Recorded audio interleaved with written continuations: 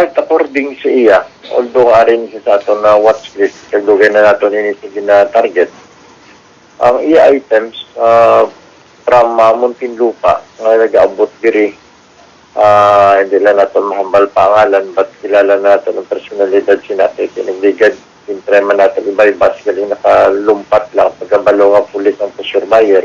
Oo. So, ang isa sining kautod ato sa Muntinlupa. Ang isa sining kautod, ari man diri subong sa BGMP ay nadakpan man natin sa bypass man. So, amo na ang ginakuha, sinin ni Philip, no?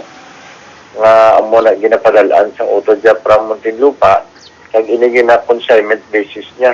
Oo. Ang isa ka punto, ginapa niya sa 12,000 kuno, and then iway na kapital, ibaligya niya, and then i-remit niya if ever maubos siya na ang items na nakuha niya. Yes, so butang balon sir, medyo ginakagat gidya sang gusto magbaligya sang droga kung mga consignment basis lang.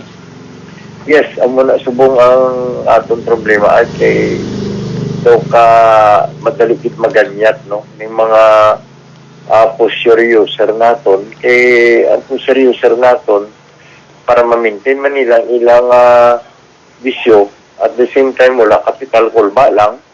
Muna nga namot gani kita kay may gawatan nga paman na art, no? Daw libre na pang suyop nila. Oo. So naapid man na sa ilang kung silang ilang ginabakal.